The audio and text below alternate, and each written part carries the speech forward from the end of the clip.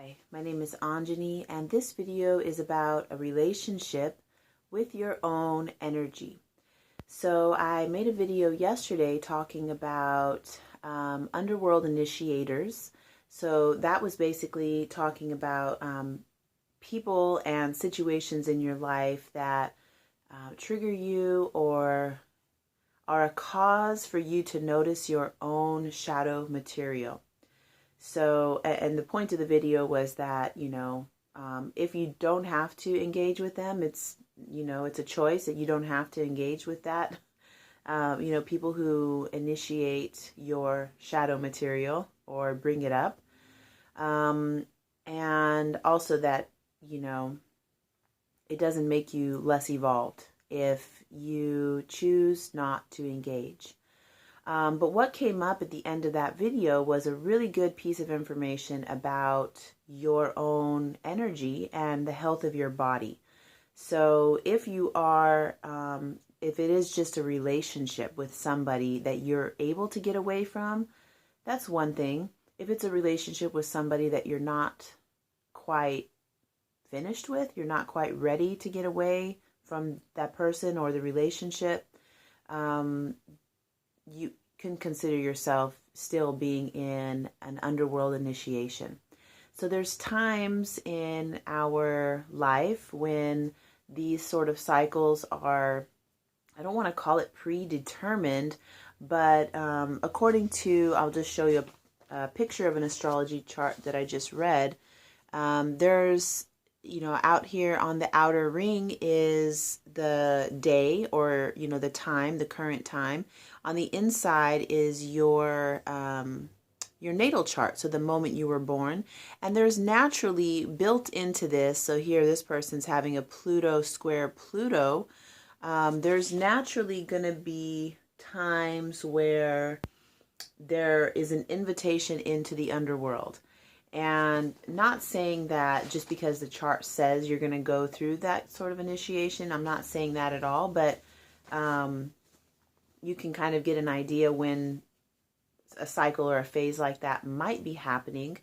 And then again, if you don't care a thing about charts, you will sometimes get a feeling that you're going through a phase like that according to what's happening in your life.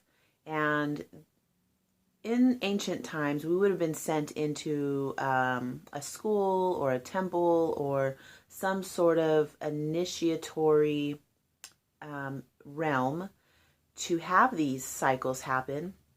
And now it's built into our everyday life. And so learning how to navigate these cycles is extremely important. And the point I'm making in this video is that taking care of the physical body, being in a good relationship with your physical body as well as your energy body. So the physical body is simple and obvious. It means that you need to exercise it, rest, feed it well, keep it hydrated. There's basic principles for having a human body that are outlined in Ayurveda. Basic principles. I have something I'll attach here at the bottom, which is a basic sort of cleansing guidelines it's useful for everybody. So I'll attach that here. And there's just basic care of a human body. Then, as you get more specific, you need to look at your unique body type, your unique goals, it's a lot more in depth, and there's not any one source that you can find to have the answers for your own body. You have to have a relationship with your body to be able to understand what it needs specifically, fine-tuning what it needs. So during these underworld initiations or dark night of the soul, or just a time of intense energy that seems to be like weighing you down or pulling you down, your physical body needs to be in the utmost health and vitality. Number one, to undergo the stress or, whatever it is in the physical realm. And number two, because When your physical body is strong, you are less likely to break. And of course, during a dark night of the soul or an underworld initiation, there are some days that you can't get out of bed, and the best piece of advice is to just stay in bed. If you can, make arrangements and stay in bed. Get a journal if you can. Ask questions to yourself or to the energy that you feel weighing you down, and just write out whatever comes, whatever you get. The other piece I wanted to add in here is what getting a relationship, having a relationship, cultivating a relationship with, if you don't already have one, you need to get a relationship with your energy body. So learning the subtleties of the way your energy moves. The really important thing is, number one, taking care of the physical body. That's the most substantial, solid part of you. And then getting to learn your energy. So if you notice that you need caffeine at some point in the day, either first thing when you wake up or around, I hear people say around 3 or 4 o'clock, they feel a dip in their energy and they need, they'll drink an energy drink or coffee or whatever. Start paying attention to that, because there is a lot of information for you in those cycles. And what you might want to reconsider doing is taking something for that, because there's a message for you in that, and there's ways of working with it. When you find out what's going on with your energy, it's a relationship. So if it was your partner, you wouldn't just give it a pill. You would want to cultivate that energy and that relationship. So treat yourself as if you were your partner, your lover. Get to know yourself in an intimate way. So when you're in these different initiations in life, whether it's an underworld initiation, there's also upper world initiations where we're having more dreams, and there's more imagery, and you can feel really ungrounded and unsettled.